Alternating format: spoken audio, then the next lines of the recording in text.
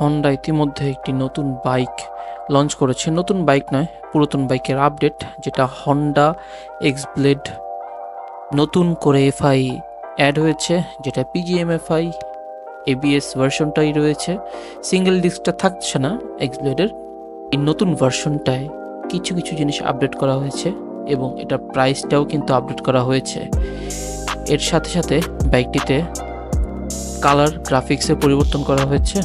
এটি হচ্ছে যে ম্যাট এক্সিস্ট গ্রে মেটালিক, এটি হচ্ছে রেড রেডিয়েন্ট রেড মেটালিক, এবং এইটি হচ্ছে পার্ল ডিপ গ্রাউন্ড গ্রে, এবং এই কালারটি হচ্ছে পার্ল ইগনিশিয়াস ব্ল্যাক।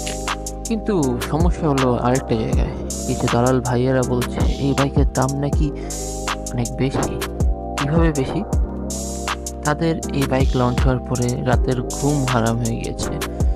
তারা ঠিক আমাদের বাপ্পারাজ ভাইয়ের মতো বিশ্বাস করতে পারছে না।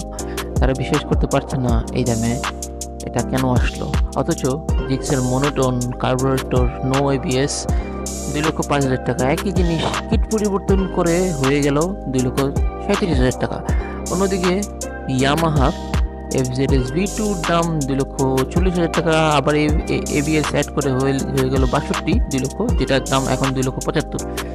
একই কথা টিভিএস কোম্পানিতেও তারা 2,47,000 টাকা দিয়ে বিক্রি করছে, এবং পরবর্তীতে সেটা এফআই এবিএস অ্যাড হয়ে দাম প্রায় 30,000 টাকা দাম বেড়ে গেল।